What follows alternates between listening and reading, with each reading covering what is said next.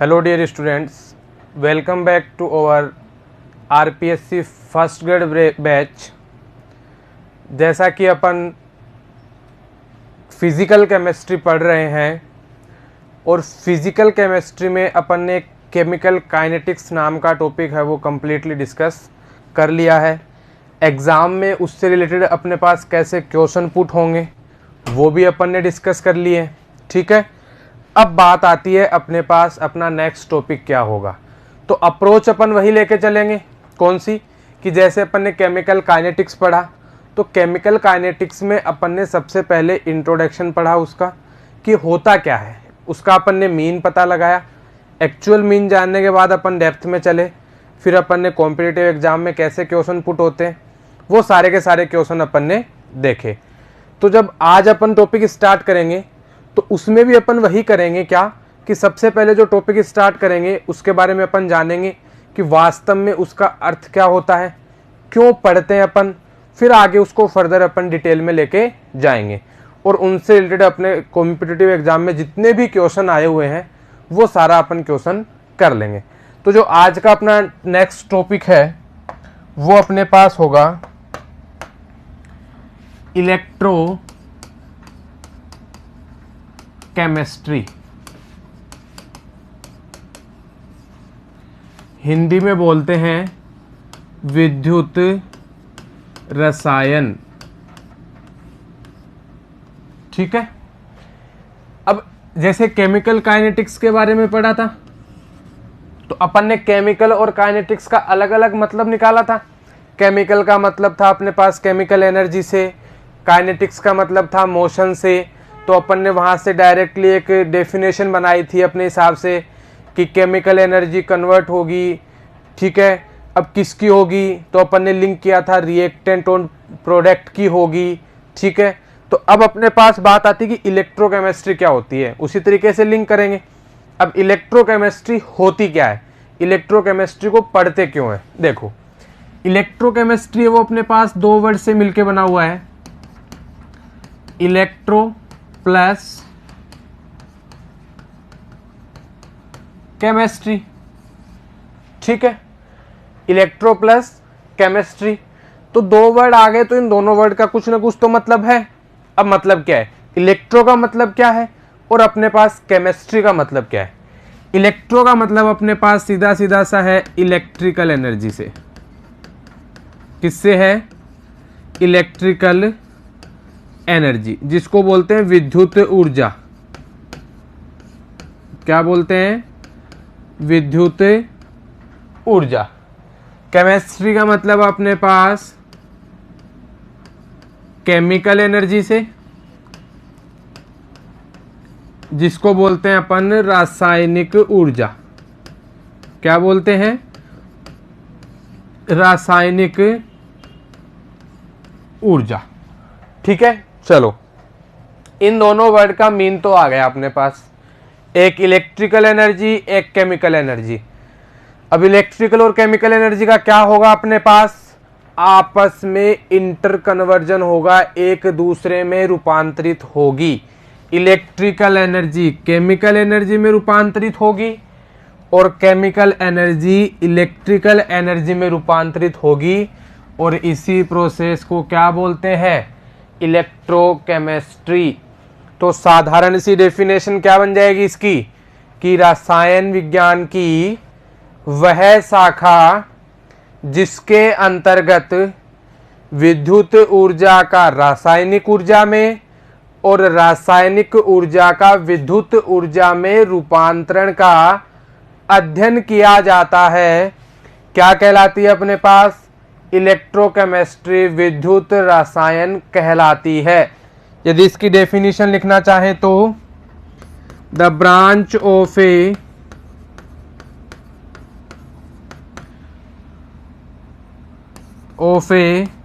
Physical chemistry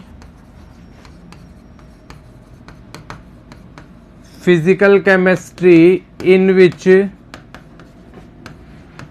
we deals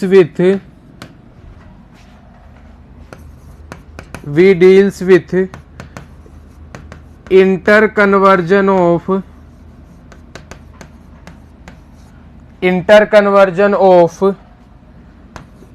electrical and chemical energy into each other. मतलब electrical energy का chemical energy में और chemical energy का electrical energy में आपस में रूपांतरण हो तो उसको अपन क्या बोलते हैं, विद्युत रसायन बोलते हैं। ठीक है, अब विद्युत रसायन के लिए अपने पास देखो, विद्युत नाम क्या आ रहा है, विद्युत और रसायन। विद्युत मतलब विद्युत ऊर्जा, तो अब विद्युत ऊर्जा है तो अपने पास जो पदार्थ होना चाहिए वो विद्युत का सुचालक या जिसको अपन चालक बोलते हैं वो होना चाहिए, कंडक्टर। तो इसमें जो पदार्थ होगा वो कैसा होगा, अपने पास जो अपने पास सब्सटेंस लेंगे वो कैसा होगा, विद्युत का चालक होगा, कंडक्टर होगा। ये बात हमेशा अपने को याद रखनी है कि इलेक्ट्रोकेमिस्ट्री में उसी पदार्थ को लिया जाता है जो विद्युत का चालक होता है, विद्युत का सुचालक होता है। ठीक है, अब चालक क्या होता है, डेफिनेशन क्या होती है कंडक्टर की, चालक की परिभाषा क्या होती है भाई, वह पदार्थ जो स्वयं में से विद्युत धारा का प्रवाह होने देता है क्या कहलाता है, चालक कहलाता है। वह पदार्थ जो स्वयं में से धारा का चालन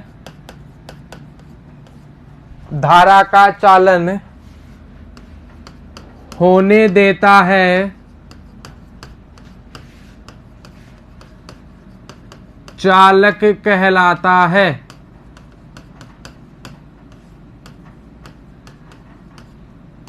चालक कहलाता है।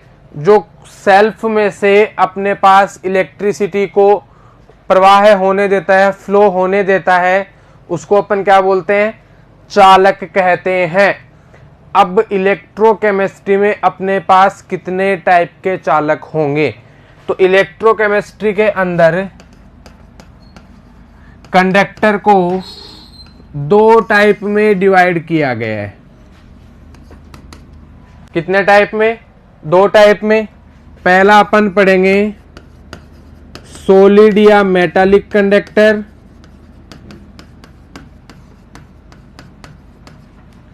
और दूसरा अपन पढ़ेंगे इलेक्ट्रोलाइटिक कंडक्टर। ठीक है, सॉलिड या मेटालिक को क्या बोलेंगे हिंदी में, ठोस अथवा धात्विक चालक, और इलेक्ट्रोलाइटिक को क्या बोलेंगे, विद्युत अपघटनी चालक। ये दो चालक अपन काम में लेंगे किसके अंदर, इलेक्ट्रोकेमिस्ट्री के अंदर। एक तो सॉलिड और मेटालिक कंडक्टर, और दूसरा अपन काम में लेंगे इलेक्ट्रोलाइटिक कंडक्टर, जिसको हिंदी में बोलते हैं विद्युत अपघटनी चालक। अब इन दोनों चालकों में डिफरेंस क्या है, कंडक्टिविटी का क्या इफेक्ट पड़ता है, और ये किस किस रूल को फॉलो करते हैं, और इनको एक्सप्लेन करने के लिए कौन कौन सी थ्योरीज अपने आई, तो अपन इन दोनों को सेपरेट डिफरेंस के अकॉर्डिंग पढ़ लेते हैं। क्योंकि इनमें डिफरेंस पढ़ेंगे तो अपने को क्वेश्चन भी तैयार हो जाएगा कंपटीशन का, और अपने ये इजीली समझ में भी आ जाएंगे। ठीक है, इन दोनों को पढ़ने से पहले एक छोटा सा क्वेश्चन आता है दिमाग में कि इलेक्ट्रोकेमिस्ट्री में इलेक्ट्रोड दो प्रकार के होते हैं। विद्युत रसायन में जो इलेक्ट्रोड है वो अपने पास दो टाइप के होते हैं। कितने टाइप के होते हैं, electrode has two types. First is anode and second one is cathode. होते हैं अपने पास दो टाइप के। अब जनरल बात मैं ये पूछना चाह रहा हूँ या बता रहा हूँ कि एनोड को एनोड क्यों बोलते हैं और कैथोड को कैथोड क्यों बोलते हैं। ये तो इलेक्ट्रोड सिस्टम है, अपन ने इनका नाम क्यों दिया, एनोड और कैथोड ही क्यों दिया। तो देखो इसका था सीधा मतलब क्या है, अपने पास जो आयंस हैं वो दो टाइप के होते हैं। एक होता है कैटायन जिस पे पॉजिटिव चार्ज होता है, और एक होता है एनायन जिस पे नेगेटिव चार्ज होता है। तो वह आयन जिस पर धनात्मक आवेश है, जिस इलेक्ट्रोड की ओर गति करेगा, वो क्या कहलाएगा, कैथोड कहलाएगा। सी से सी का कैटायन हमेशा किसकी ओर, कौन से इलेक्ट्रोड की ओर गति करेगा, कैथोड इलेक्ट्रोड की ओर, इसलिए इसका नाम क्या पड़ा, कैथोड। एनायन कौन से, सॉरी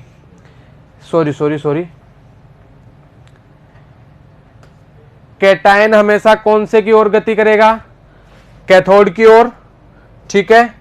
और एनायन हमेशा कौन से की ओर गति करेगा, एनोड की ओर, ठीक है। तो अपने को कैटायन और एनायन के बेसिस के ऊपर अपन ने क्या बोला कि अपने पास इलेक्ट्रोड सिस्टम दो टाइप के होते हैं, एन कैथोड एंड एनोड, ठीक है। चलो आगे चलते हैं। अपने पास दो टाइप के कंडक्टर आ गए, सॉलिड और metallic conductor, and second one is electrolytic conductor. इन दोनों को अपन डिफरेंस से पढ़ लेते हैं, और डिफरेंस से पढ़ने के बाद अपन क्या कर लेते हैं, इनका डिफरेंस मेजर कर लेते हैं, और अपने कॉम्पिटिटिव एग्जाम में थ्योरेटिकल पोर्शन कैसे बनेगा, यहाँ से क्वेश्चन कैसे आएंगे और उनको कैसे सोल्व करना है वो भी अपन डिस्कस कर लेते हैं। आगे चलते हैं। एक तरफ लिख रहा हूं मैं सॉलिड या मेटालिक कंडक्टर,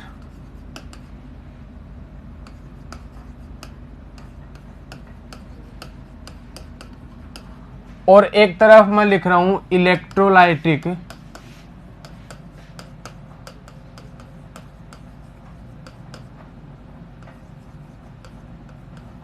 कंडक्टर, ठीक है। और इन दोनों के बीच में अपन डिफरेंस पढ़ रहे हैं। पहला डिफरेंस पढ़ते हैं। पहला डिफरेंस अपन किस वे में बोलेंगे कि पहला डिफरेंस क्या है अपने पास, कि इन सॉलिड और मेटालिक कंडक्टर में जो विद्युत धारा का प्रवाह है या विद्युत धारा जो उत्पन्न होती है वो किसके कारण होती है। पहला क्वेश्चन क्या है, पहला डिफरेंस भी यही पढ़ेंगे अपन कि सॉलिड और मेटालिक कंडक्टर में या फिर इलेक्ट्रोलाइटिक कंडक्टर में अपने पास विद्युत धारा का प्रवाह है किनके कारण होता है, ठीक है। तो देखो सॉलिड और मेटल की जब बात आती है तो सॉलिड क्या होता है, क्लोज पैकिंग होती है आपस में, ठीक है। और मेटल की नेचर क्या होती है, इलेक्ट्रॉन डोनेटिंग नेचर। हमेशा मेटल इलेक्ट्रॉन को डोनेट करके क्या करता है, पॉजिटिव चार्ज कैटायन का फॉर्मेशन करता है। तो इसी टाइप से अपने पास सॉलिड में क्या होता है, फ्लो ऑफ इलेक्ट्रॉन्स होते हैं। तो इनके लिए क्या बोलेंगे कि इनमें विद्युत धारा का प्रवाह मुक्त इलेक्ट्रॉनों के कारण होता है। क्या आएगा सॉलिड या मेटालिक कंडक्टर में, कि इसमें विद्युत धारा का प्रवाह मुक्त इलेक्ट्रॉनों के कारण होता है। तो क्या लिखेंगे इसमें, विद्युत धारा का प्रवाह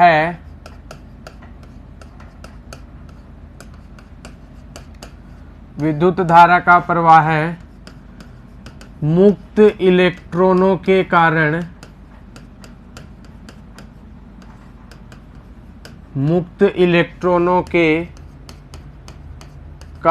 होता है,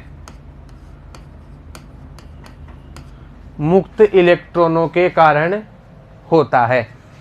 रटना नहीं है, मेटल का नाम आ जाए तो इलेक्ट्रॉन डोनेटिंग नेचर, तो इलेक्ट्रॉनों का प्रवाह किसके कारण होगा, इलेक्ट्रॉनों के कारण। अब इसका पहला डिफरेंस क्या होगा भाई, कि इलेक्ट्रोलाइटिक कंडक्टर क्या होता है। तो देखो इलेक्ट्रोलाइटिक, एक बार पीछे चलते हैं अपन, नाम क्या है इसका, विद्युत अपघटनी। अब विद्युत अपघटनी, इसका मतलब देखो, विद्युत का मतलब तो विद्युत हो गया, इलेक्ट्रिकल एनर्जी हो गई, ठीक है, मतलब विद्युत धारा हो गई। अपघटनी का मतलब क्या हुआ, एक्वस सॉल्यूशन हो गया, क्या हो गया, जलीय विलयन,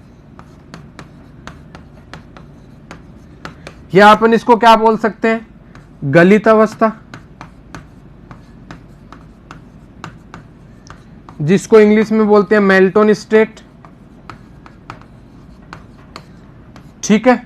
तो एक्वस सॉल्यूशन, जलीय विलयन या गलित अवस्था जब आ जाती है तो विद्युत धारा का प्रवाह किसके कारण होता है।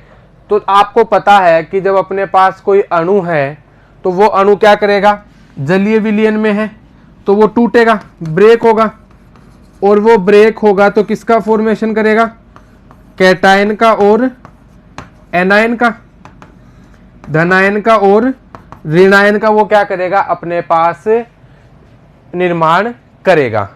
तो आयन बन गए, तो आयन क्या करेंगे, मूवमेंट करेंगे, और इन आयनों के मूवमेंट के कारण ही अपने पास क्या आएगा, विद्युत धारा का प्रवाह उत्पन्न होगा।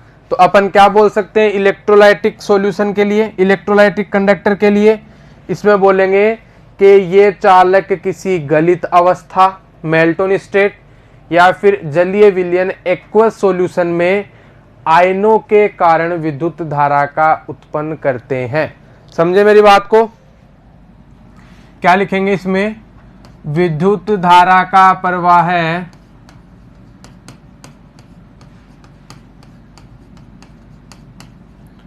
विद्युत धारा का प्रवाह गलित अवस्था, जिसको इंग्लिश में बोलते हैं मेल्टन स्टेट, या फिर अपन बोल देंगे और जलीय विलयन एक्वस सॉल्यूशन में उत्पन्न आयनों के कारण होता है।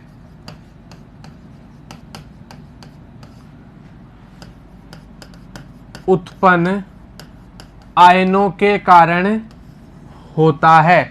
तो अपने पास विद्युत अपघटनी चालक में जो अपने पास विद्युत धारा का प्रवाह है वो किसके कारण होगा, आयनों के कारण होगा, और यहां पर किसके कारण होगा, अपने पास मुक्त इलेक्ट्रॉनों के कारण होगा।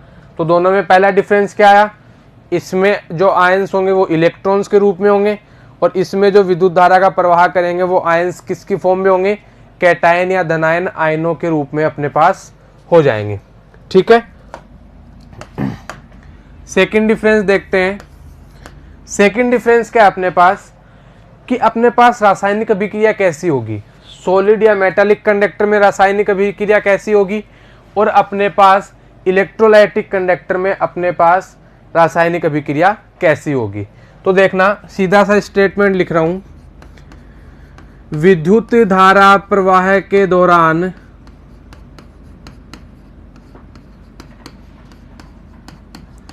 विद्युत धारा प्रवाह के दौरान कोई भी रासायनिक अभिक्रिया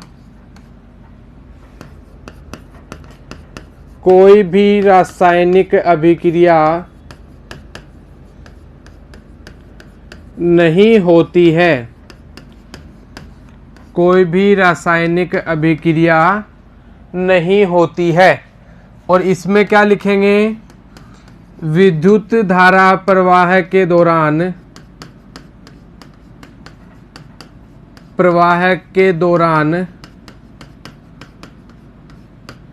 रेडॉक्स रिएक्शन होती है। रेडॉक्स रिएक्शन होती है। और रेडॉक्स रिएक्शन को कैसे लिखते हैं, oxidised form plus an electron convert into reduced form. इसका मतलब वह रासायनिक अभिक्रिया जिसमें ऑक्सीकरण तथा अपचयन एक साथ होता है, क्या कहलाता है अपने पास? रेडॉक्स अभिक्रिया कहलाती है। जी सर, इसके अंदर कोई भी रासायनिक अभिक्रिया क्यों नहीं होती और इसके अंदर रासायनिक अभिक्रिया के रूप में रेडॉक्स अभिक्रिया हो गई, क्यों? बेटा यहाँ पे अपने पास आयंस हैं और ये आयन किसकी फॉर्म में है? एक कैटायन और एक एनायन। तो यहाँ पे क्या चलता रहता है? इलेक्ट्रॉन का साझा चलता रहता है। एक ने इलेक्ट्रॉन डोनेट किया तो अपने पास ऑक्सीडेशन हो गया, एक ने इलेक्ट्रॉन एक्सेप्ट किया तो अपने पास रिडक्शन हो गया। तो इसलिए इसको बोलते हैं रेडॉक्स रिएक्शन, जहाँ पे ऑक्सीडेशन और रिडक्शन दोनों एक साथ होते हैं। यहाँ पे कोई भी अपने पास ओनली इलेक्ट्रॉन्स है तो वो डोनेट हो रहे हैं। सॉलिड या फिर मेटल की नेचर क्या होती है अपने पास कि इलेक्ट्रॉन डोनेटिंग नेचर, एक्सेप्ट करने वाला कोई नहीं है। तो जब तक एक्सेप्ट करने वाला कोई नहीं है तो अपने पास कोई भी केमिकल रिएक्शन कंप्लीट नहीं होगी। तो दूसरा डिफरेंस क्या है कि इसके अंदर कोई भी रासायनिक अभिक्रिया नहीं होती है और इसके अंदर रासायनिक अभिक्रिया होती है। ठीक है, थर्ड डिफरेंस देखते हैं अपन। तीसरा डिफरेंस क्या है? इन चालकों में मास ट्रांसपोर्ट ऑब्जर्व नहीं होता है। मास ट्रांसपोर्ट ऑब्जर्व नहीं होता है, जबकि यहां क्या आ जाएगा? इन चालकों में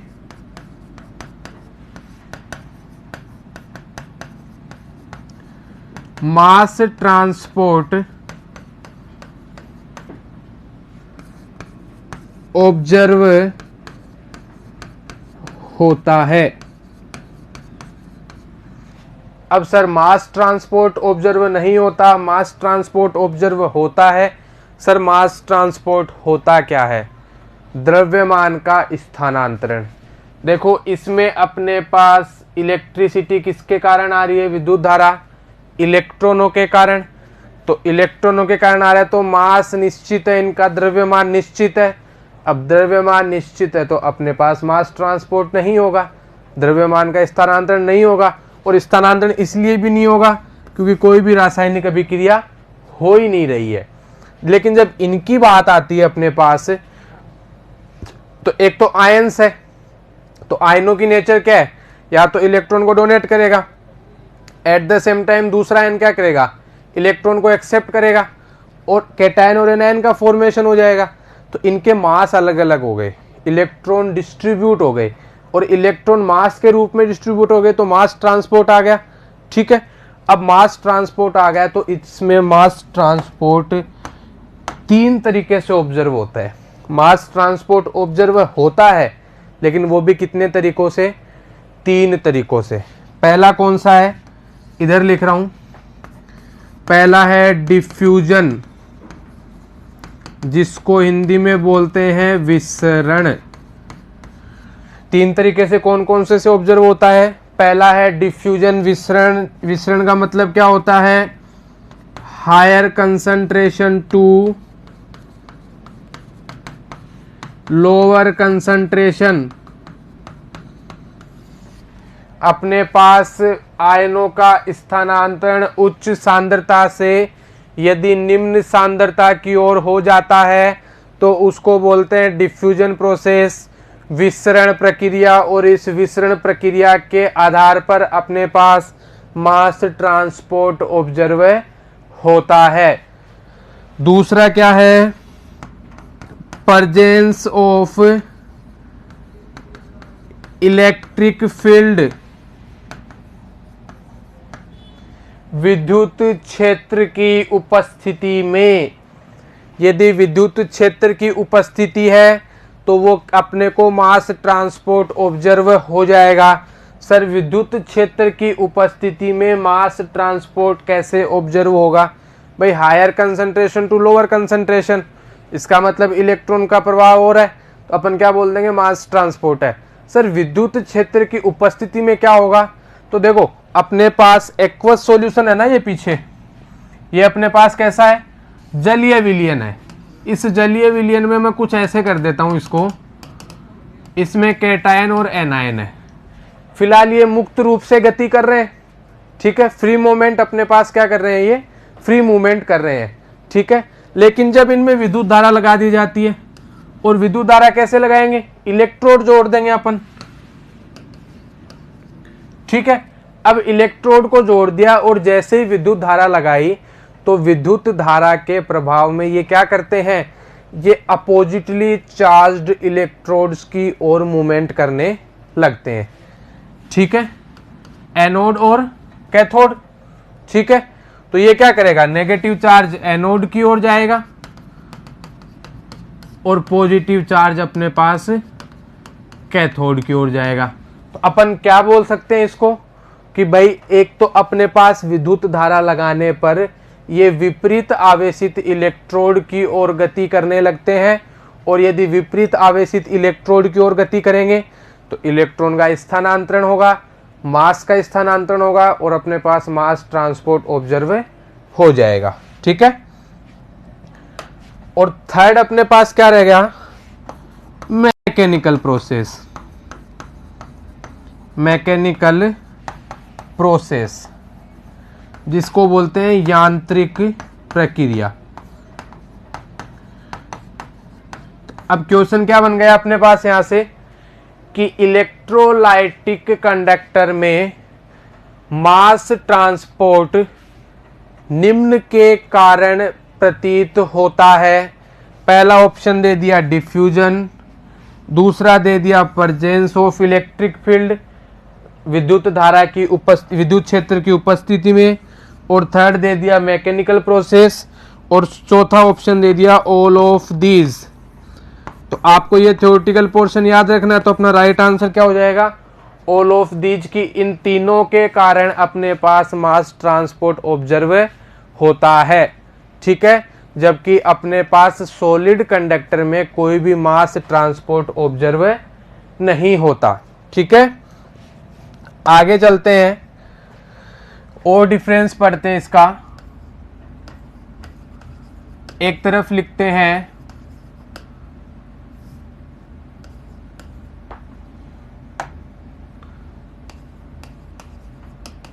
सॉलिड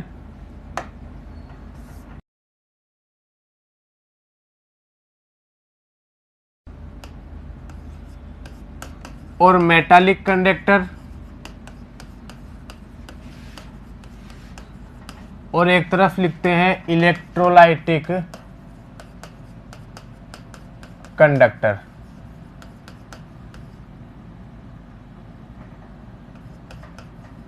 ठीक है।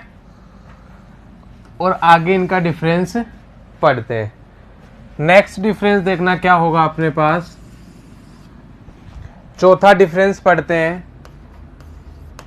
कि जो अपने पास सॉलिड और मेटालिक कंडक्टर है ये अपने पास ओम के नियम का पालन करते हैं।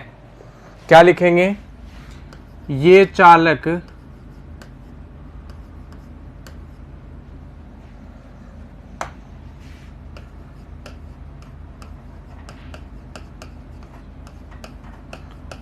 ओम के नियम का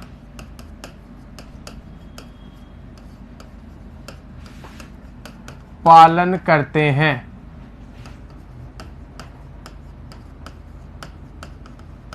ठीक है। और इसमें क्या लिखेंगे, चौथा डिफरेंस, ये चालक फैराडे के नियम का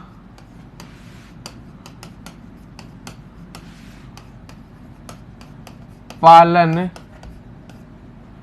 करते हैं। जो अपने पास सॉलिड और मेटालिक कंडक्टर है ये ओम के नियम का पालन कर रहे हैं, जबकि अपने पास इलेक्ट्रोलाइटिक जो कंडक्टर हैं वो किसका पालन कर रहे हैं, अपने पास फैराडे के नियम का पालन कर रहे हैं।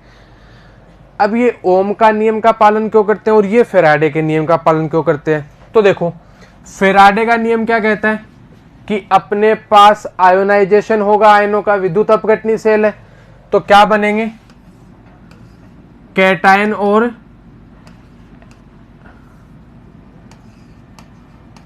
एनायन का निर्माण होगा, कैटायन और एनायन का निर्माण अपने पास हो गया। ठीक है, और ये कैटायन और एनायन क्या करेंगे, विद्युत क्षेत्र की उपस्थिति में विपरीत आवेशित इलेक्ट्रोड की ओर गति करेंगे। तो अपने पास इस कैटायन के कारण क्या प्रोड्यूस होगी, जो धारा प्रवाहित होगी उसको बोलेंगे आई पॉजिटिव। ठीक है, धनायन के कारण धारा पर उत्पन्न होने वाली धारा, और इसके कारण जो धारा उत्पन्न होगी उसको क्या बोलेंगे, ऋणायन के कारण उत्पन्न होने वाली धारा। तो अपने पास यहाँ पे दो तरह के करंट आएंगे, एक तो आएगा एनोडिक करंट, एक आएगा कैथोडिक करंट, और टोटल करंट किसके इक्वल हो जाएगा, I plus plus I minus. तो ये किसका नियम करेगा, पालन करेगा, फेराडे के नियम का पालन करेंगे। कौन कौन से, इलेक्ट्रोलाइटिक कंडक्टर विद्युत अपघटनी चालक है वो अपने पास फेराडे के नियम का पालन करेंगे। अब बात आती है सॉलिड और मेटेलिक कंडक्टर की।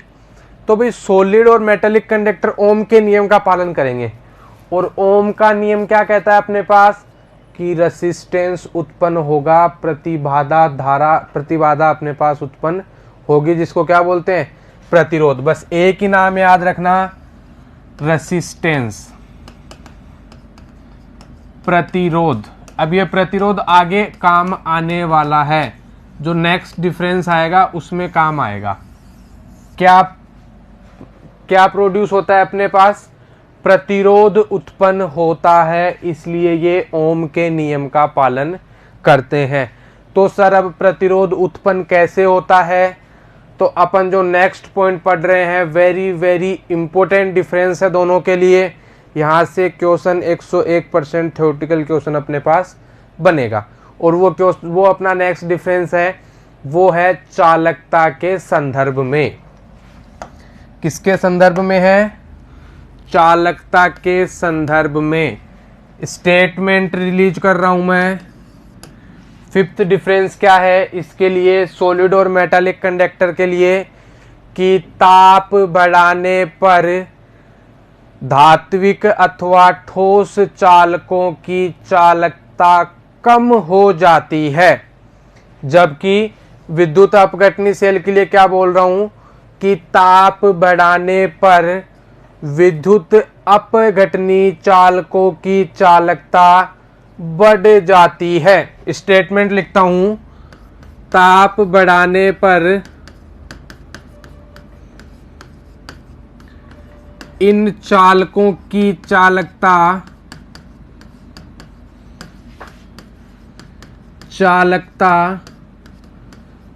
कम हो जाती है।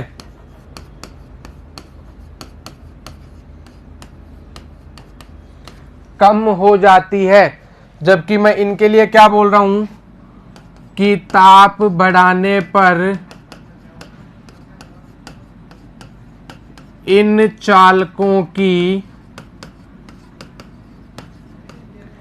चालकता बढ़ जाती है। इन चालकों की चालकता बढ़ जाती है। इनकी चालकता कम हो गई, इनकी चालकता बढ़ गई। सर इनकी चालकता कम क्यों हो गई, इनकी चालकता क्यों बढ़ गई, बस यही तो इंटरेस्टेड है, और इसको इम्पोर्टेंट लगा लेना, अच्छी तरीके से समझ लेना इसको। यहाँ से क्वेश्चन बनेगा 101% बनेगा। किस फॉर्म में बनेगा वो मैं बता दूंगा, ठीक है। ताप बढ़ाने पर इन चालकों की चालकता कम हो जाती है। देखो कैसे कम हो जाती है, नीचे समझा रहा हूं एक्सप्लेनेशन इसका। सपोज अपन ने टेम्परेचर इंक्रीज किया, ठीक है। किसकी बात कर रहा हूं, अपने पास सॉलिड कंडक्टर या फिर मेटालिक कंडक्टर की बात कर रहा हूं। क्या किया अपन ने, टेम्परेचर इंक्रीज किया, ताप को बढ़ाया। अब अपने पास अपने को पहला पॉइंट याद करना है कि अपने पास इनमें विद्युत धारा का प्रवाह किसके कारण होता है, मुक्त इलेक्ट्रॉनों के कारण होता है, और मुक्त इलेक्ट्रॉनों के कारण होता है तो टेम्परेचर इंक्रीज करने से थर्मल एनर्जी क्या हो जाएगी, थर्मल एनर्जी को हिंदी में बोलते हैं उष्मीय ऊर्जा। उसमें ऊर्जा में क्या परिवर्तन आएगा भाई, थर्मल एनर्जी तो बढ़ जाएगी ना इसकी। लो जी सर, थर्मल एनर्जी भी बढ़ गई, टेम्परेचर इंक्रीज किया, थर्मल एनर्जी बढ़ गई। सर थर्मल एनर्जी के बढ़ने से ऐसा क्या हुआ कि चालकता कम हो गई। तो साहब हुआ अपने पास ये कि जैसे ही उसकी उसमें ऊर्जा बढ़ी, थर्मल एनर्जी इंक्रीज हुई, तो जो एटम है वो वाइब्रेट करने लग गया, कंपन करने लग गया। इसका मतलब उसकी वाइब्रेशनल एनर्जी वो क्या हो गई, वाइब्रेशनल एनर्जी इंक्रीज हो गई। एटम है वो अपने पास कंपन करने लग गया, ठीक है। और एटम यदि कंपन करने लग गया तो सपोज दैट एक इलेक्ट्रॉन सीधा जा रहा है, फ्लो ऑफ इलेक्ट्रॉन्स के कारण ही होती है ना विद्युत धारा का प्रवाह। एक इलेक्ट्रॉन सीधा जा रहा है बिना ताप की प्रेजेंस में, जब ताप अपन ने बढ़ाया नहीं, नॉर्मल टेम्परेचर है, जैसे उसको हीट किया तो अपन क्या बोल रहे हैं कि वो जो एटम है वो वाइब्रेट करने लग गया। पहले वाइब्रेट नहीं कर रहा था, अब जो एटम है वो वाइब्रेट करने लग गया, कंपन करने लग गया। तो जो ये इलेक्ट्रॉन जाएगा तो एक तो ये बिना ताप की उपस्थिति में जा रहा था, सीधा फ्लो इजीली हो रहा था, लेकिन जब ये कंपन करने लग गया, ताप बढ़ाया, तो ये क्या करेगा, इलेक्ट्रॉन का फ्लो तो होगा लेकिन पहले की बजाय क्या होगा, एक प्रतिबाधा उत्पन्न हो जाएगी, एक प्रतिरोध उत्पन्न हो जाएगा, जिसको अपन बोलते हैं रेसिस्टेंस, ठीक है। तो ताप बढ़ाने से थर्मल एनर्जी बढ़ी, थर्मल एनर्जी बढ़ने से वाइब्रेशनल एनर्जी, कंपन ऊर्जा बढ़ी, और कंपन ऊर्जा बढ़ी तो ये कंपन ऊर्जा क्या करेगी, ये बैरियर प्रोड्यूस करेगी, बैरियर प्रोड्यूस करेगी। इसका मतलब प्रतिबाधा उत्पन्न करेगी, प्रतिबाधा उत्पन्न करेगी। तो साहब एक बात बताओ कि जो मैंने एग्जांपल अभी बताया कि एक तो इलेक्ट्रॉन सीधा जा रहा है और एक अपने पास कंपन करने लग गया है, टेम्परेचर इंक्रीज करने से तब जा रहा है, तो चालकता किसकी ज्यादा होगी, जिसकी स्पीड ज्यादा होगी। जो जितनी ज्यादा स्पीड से फ्लो होगा, तो स्पीड से फ्लो कौन हो रहा है, पहले वाला। इसका मतलब टेम्परेचर, ताप बढ़ाने पर थर्मल ऊर्जा बढ़ी, उसमें ऊर्जा बढ़ी, वाइब्रेशनल एनर्जी बढ़ी, और वाइब्रेशनल एनर्जी बढ़ने से प्रतिबाधा उत्पन्न हुई, और इस प्रतिबाधा को क्या बोलते हैं अपन, रेसिस्टेंस। क्या बोलते हैं, प्रतिरोध। और अपने को पता है जहां पे प्रतिरोध आ जाता है वहां पे ऑटोमेटिकली चालकता क्या हो जाती है, कम हो जाती है। क्यों, क्योंकि जो अपने पास चालकता है वो इनडायरेक्टली प्रोपोर्शनल होती है प्रतिरोध के। प्रतिरोध आ गया तो चालकता क्या हो गई, कम हो गई। तो कंडक्टिविटी क्या हो जाएगी, चालकता क्या हो जाएगी इसकी, चालकता अपने पास कम हो जाएगी, डिक्रीज हो जाएगी। अब समझ में आया, सॉलिड कंडक्टर में चालकता ताप बढ़ाने के साथ कम क्यों होती है, ये इसका रीजन है। और ये रीजन याद रखना है अपने को, इतना इतना रीजन क्या है, दोबारा एक्सप्लेन कर रहा हूं। जैसे ही टेम्परेचर इंक्रीज किया, थर्मल एनर्जी बढ़ी, थर्मल एनर्जी बढ़ी, वाइब्रेशनल एनर्जी बढ़ेगी, वाइब्रेशन होने लग जाएंगे एटम के अंदर, तो जो फ्लो है इलेक्ट्रॉन्स का वो पहले की तुलना में कम स्पीड से होगा। और यदि इलेक्ट्रॉनों का फ्लो कम स्पीड से होगा तो कंडक्टिविटी भी कम हो जाएगी। क्यों, क्योंकि अपने पास कम स्पीड से फ्लो क्यों हो रहा है, क्योंकि अपने पास वहां पे प्रतिबाधा उत्पन्न हो गई है, बैरियर प्रोड्यूस हो गए हैं। और उस प्रतिबाधा को अपन इसकी लैंग्वेज में क्या बोलते हैं, रेसिस्टेंस बोलते हैं, प्रतिरोध बोलते हैं।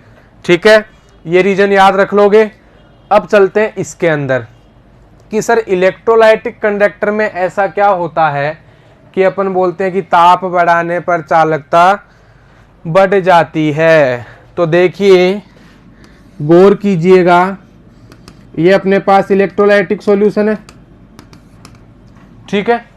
इसमें एक तो कैटायन प्रेजेंस है और एक अपने पास एनायन प्रेजेंट है। एक तो धनायन उपस्थित है और एक ऋणायन उपस्थित है। ये नॉर्मल मुक्त रूप से गति कर रहे हैं, फ्री मोशन शो कर रहे हैं। जैसे ही टेम्परेचर इंक्रीज किया, टेम्परेचर क्या किया अपन ने, इंक्रीज किया, बढ़ाया टेम्परेचर।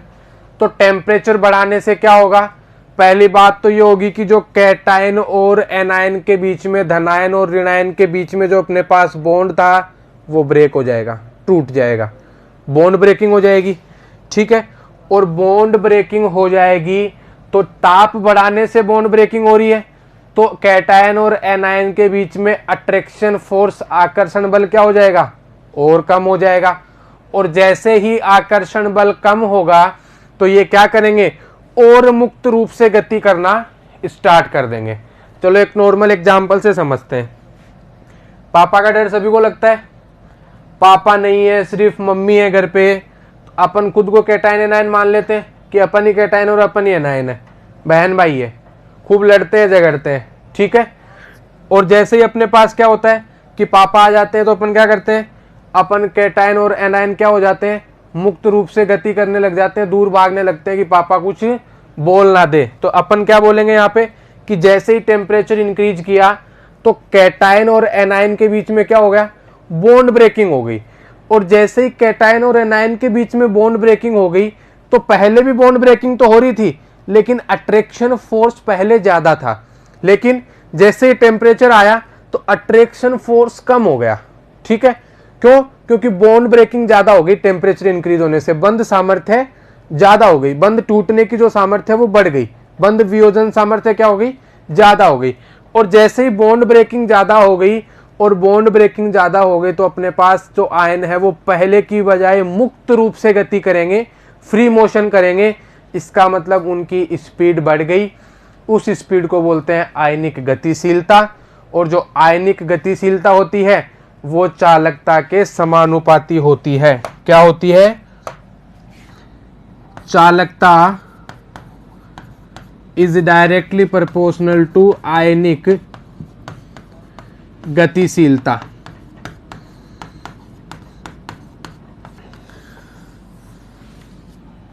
आयनों की गतिशीलता, आयनों की गति करने की क्षमता जितनी ज्यादा होगी, वो जितनी स्पीड से गति करेंगे उनके अंदर चालकता भी उतनी ही ज्यादा हो जाएगी।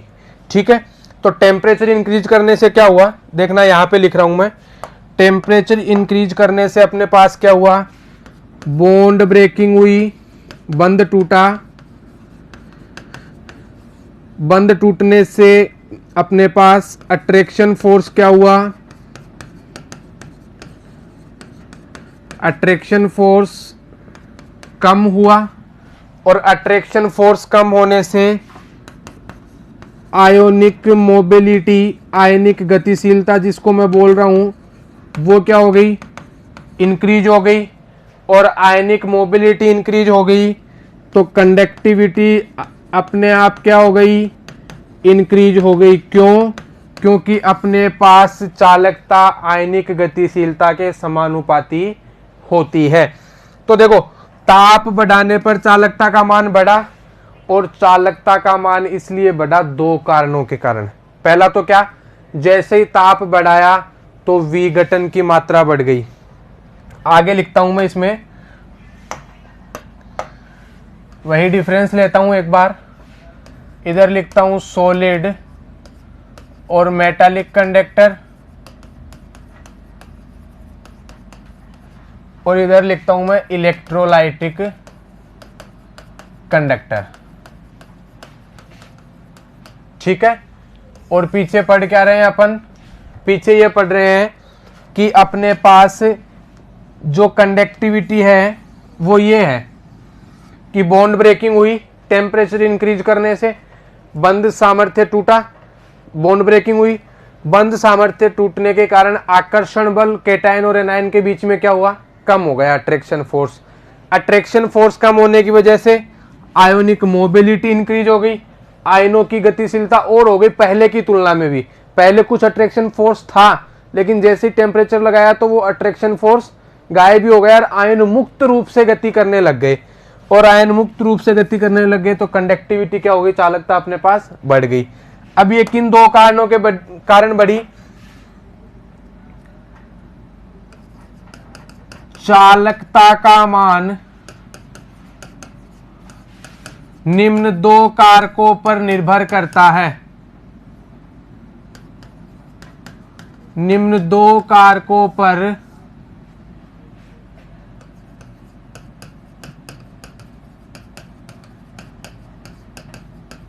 निर्भर करता है। तो इसकी चालकता कौन से दो कारणों से बढ़ी? पहला कारण और दूसरा कारण। पहला कारण क्या है कि जैसे ही टेम्परेचर इंक्रीज किया तो बॉन्ड ब्रेकिंग हुई। बॉन्ड ब्रेकिंग होने से क्या हुआ? विघटन की मात्रा बढ़ गई। विघटन की मात्रा का बढ़ना। डिसोसिएशन है वो क्या हो गया? इंक्रीज हो गया अपने पास। डिसोसिएशन इंक्रीज हो गया। पहला रीजन तो ये हो गया। ठीक है साहब, डिसोसिएशन इंक्रीज हो गया तो क्या हो गया? डिसोसिएशन इंक्रीज होने से आकर्षण बल कम हो गया, और आकर्षण बल कम होने से आयनों की गतिशीलता बढ़ गई। मूवमेंट ऑफ आयंस क्या हो गया? इंक्रीज हो गया। मूवमेंट ऑफ आयंस ये भी क्या हो गया? बढ़ गया। आयनों की गतिशीलता भी बोल सकते हैं इसको। आयनों की गतिशीलता क्या हो गई? अपने पास बढ़ गई। तो इसके ये दो कारण हैं। अब आपको क्वेश्चन पूछ लेगा, क्या पूछेगा कि विद्युत अपघटनी चालकों के लिए, विद्युत अपघटनी चालकों के लिए निम्न में से कौन सा कथन सत्य है? पहला कथन क्या बनाएगा कि ताप बढ़ाने से विघटन की मात्रा बढ़ जाती है। ठीक है साहब। ताप बढ़ाने से आयनों की गतिशीलता बढ़ जाती है। ठीक है साहब। बोथ ए और बी दोनों ऑप्शन, या फिर डी क्या हो जाएगा? None of these. तो राइट आंसर क्या हो जाएगा अपना? सी राइट आंसर हो जाएगा कि ताप बढ़ाने से बॉन्ड ब्रेकिंग होगी। बॉन्ड ब्रेकिंग से उनकी विघटन की मात्रा बढ़ जाएगी, डिसोसिएशन इंक्रीज हो जाएगा, और विघटन की मात्रा बढ़ गई तो अपने पास आयनों की गतिशीलता, मूवमेंट ऑफ आयंस भी क्या हो जाएंगे? इंक्रीज हो जाएंगे। और इसको अपन क्या बोलेंगे कि अपना सी आंसर राइट हो जाएगा। तो ये था अपने पास कंडक्टिविटी का। इनकी कंडक्टिविटी कम होती है, ठीक है, और इनकी कंडक्टिविटी इंक्रीज होती है। रीजन समझ में आ गया? आगे चलते हैं। इसका जो लास्ट पॉइंट है वो अपन वो डिस्कस कर लेते हैं। 6 वाला पॉइंट लास्ट है इनके अंदर। ये बोल रहे हैं कि इन चालकों की चालकता को समझाने के लिए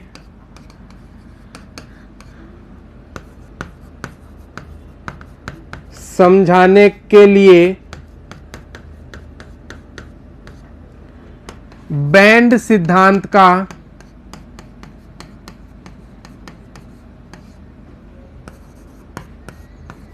उपयोग करते हैं।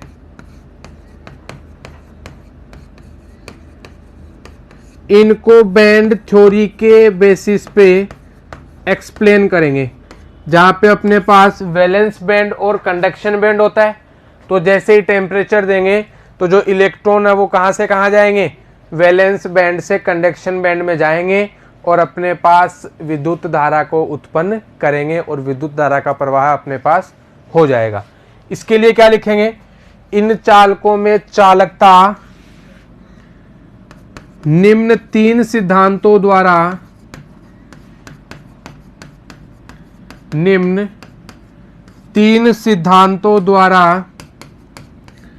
समझाई जाती है।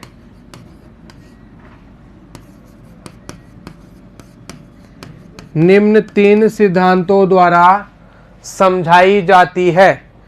पहला सिद्धांत कौन सा अपने पास? आरेनियस सिद्धांत, ठीक है। दूसरा सिद्धांत क्या आएगा? डीबाई-हक्कल सिद्धांत,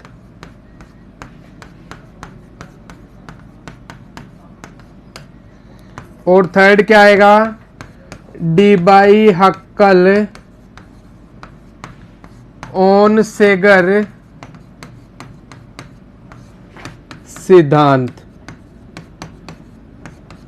डीबाई-हक्कल ओनसेगर सिद्धांत। तो इसमें कौन से सिद्धांत के द्वारा, बैंड थ्योरी के द्वारा, और इनमें इन तीन सिद्धांतों के द्वारा अपन क्या करेंगे, समझाएंगे। पहला आ जाएगा आरेनियस सिद्धांत, दूसरा आ जाएगा अपने पास डीबाई-हक्कल सिद्धांत, और तीसरा आ जाएगा अपने पास डीबाई-हक्कल ओनसेगर ट्रीटमेंट या फिर डीबाई-हक्कल ओनसेगर सिद्धांत। तो इस तरीके से अपने पास जो ये सॉलिड और मेटालिक कंडक्टर, और दूसरा अपने पास क्या था, इलेक्ट्रोलाइटिक कंडक्टर, विद्युत अपघटनी चालक है, इन दोनों के बीच में डिफरेंस कंप्लीट हो जाता है। सबसे मेन डिफरेंस ये है बेटा, ये याद रखना, यहां से क्वेश्चन बनेगा, 101% बनेगा क्वेश्चन, ठीक है। चलो आगे चलते हैं, और आगे अपन क्या देखते हैं, अपना जो नेक्स्ट टॉपिक है वो है अपने पास इलेक्ट्रोलाइट्स, जिसको हिंदी में बोलते हैं विद्युत अपघटय।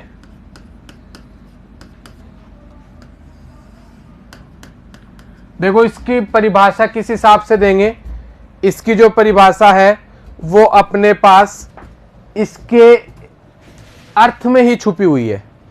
देखो विद्युत अपघटय, इलेक्ट्रोलाइट्स कितने वर्ड से मिलके बना हुआ है, इलेक्ट्रो प्लस लाइट्स, विद्युत प्लस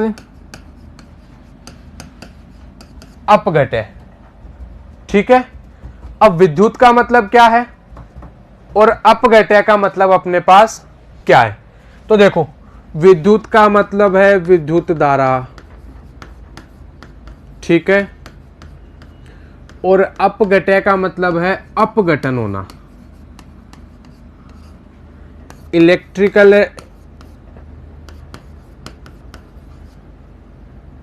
ठीक है, विद्युत धारा इलेक्ट्रिकल, और अपघटन का मतलब है डिसोसिएशन, ठीक है। तो अब इसकी परिभाषा क्या हो जाएगी, और विद्युत अपघटय, अपघटन मतलब कौन सी फेज में होगा, जलीय विलयन में। अपघटन हमेशा कहां होगा, जलीय विलयन में। तो इसकी परिभाषा क्या हो जाएगी,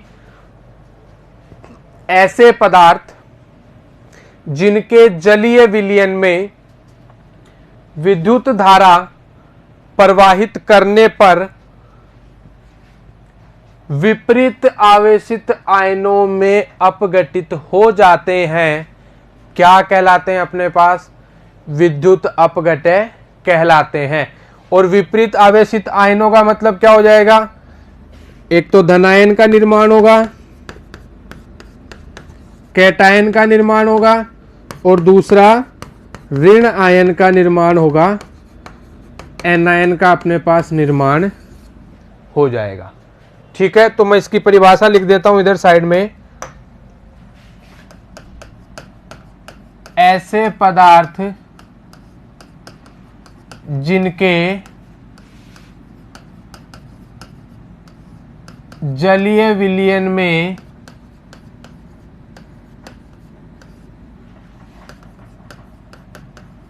धारा प्रवाहित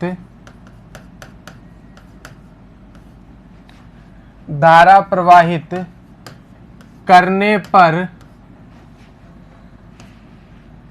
विपरीत आवेशित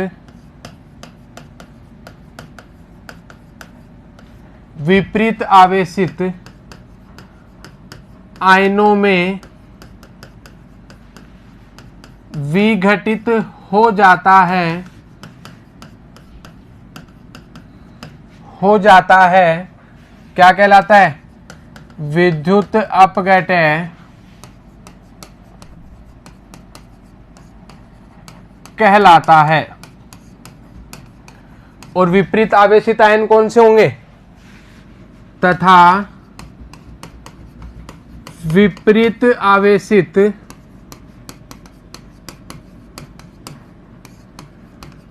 आयनों के रूप में धनायन व ऋण आयन का निर्माण करेंगे। धनायन व ऋण आयन का निर्माण करेंगे। तो ऐसे पदार्थ क्या कहलाते हैं अपने पास, वैद्युत अपघटय इलेक्ट्रोलाइट्स कहलाते हैं। अब जो अपने पास इलेक्ट्रोलाइट्स है वो दो टाइप के होते हैं।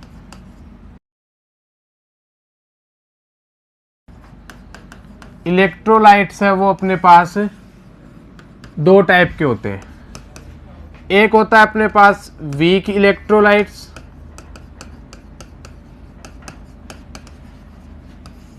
जिसको बोलते हैं दुर्बल विद्युत अपघटय।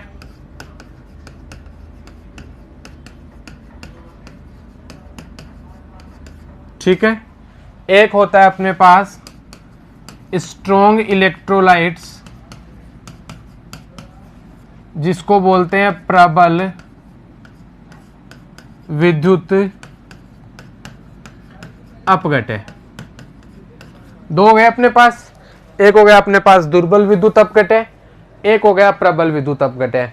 अब दुर्बल विद्युत अपघटय का मतलब क्या होता है और प्रबल विद्युत अपघटय का मतलब क्या होता है, तो पहले अपन एक बार प्रबल विद्युत अपघटय के बारे में देख लेते हैं। तो इसकी सिंपल सी डेफिनेशन क्या है, ऐसे पदार्थ जिनका जलीय विलयन में 100% आयनीकरण हो जाता है, 100% आयोनाइजेशन हो जाता है, उसको अपन क्या बोलेंगे, स्ट्रॉन्ग इलेक्ट्रोलाइट्स। और जिसमें 100% आयोनाइजेशन नहीं होगा उसको अपन क्या बोलेंगे, दुर्बल विद्युत अपघटय। एग्जाम्पल प्रबल विद्युत अपघटय के, strong acid plus strong base. Second example strong acid plus weak base. Third example weak acid plus strong base. ठीक है, ये इसके एग्जाम्पल। और इसका एग्जाम्पल क्या हो जाएगा, यदि वीक ही तो एसिड हो और अपने पास वीक ही क्या हो, बेस हो, तो अपन उसको क्या एग्जाम्पल बोलेंगे, किसका एग्जाम्पल बोलेंगे, दुर्बल विद्युत अपघटय का।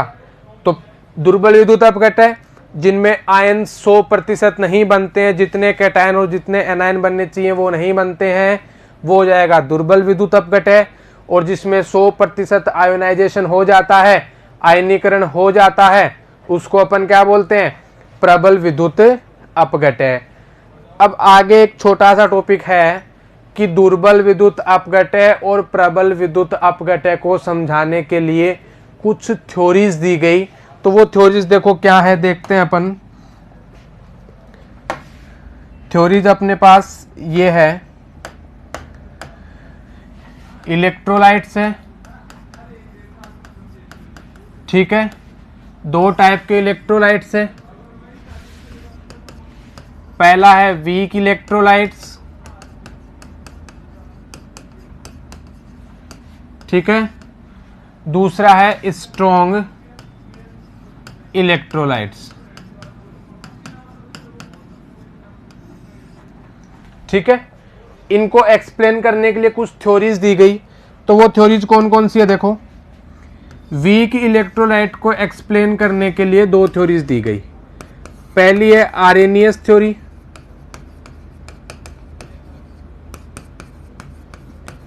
जिसको बोलते हैं आरेनियस सिद्धांत।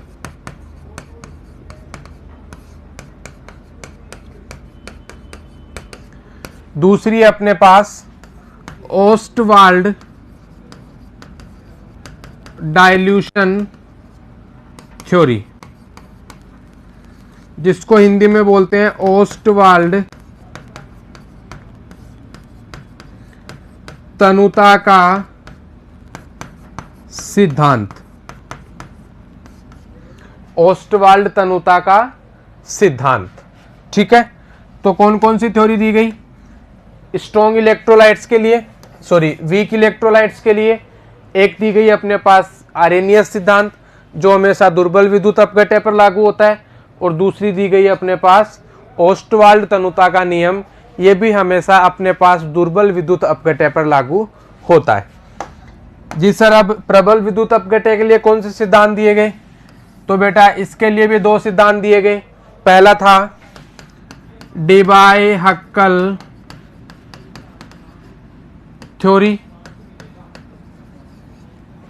ठीक है, इसको बोलते हैं, दूसरा नाम है इसका डीबाई-हक्कल लिमिटिंग लो, डीबाई-हक्कल सीमांत चालकता का नियम, लिमिटिंग लो, सीमांत नियम।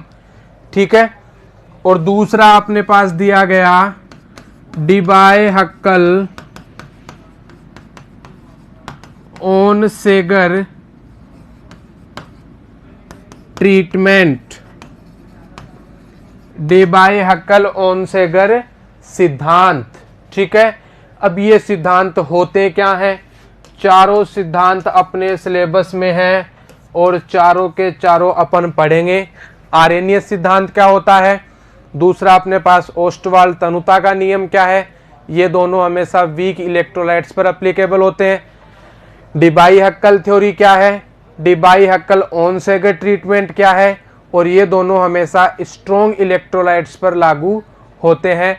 इन चारों सिद्धांत को अपन सीक्वेंस पढ़ेंगे, पहले आरेनियस, फिर ओस्टवाल्ड, फिर डीबाई-हक्कल और फिर डीबाई-हक्कल ओनसेगर, और कंपटीशन एग्जाम में इन चारों थ्योरी से आने वाले क्वेश्चन ये पढ़ेंगे अपन नेक्स्ट लेक्चर में।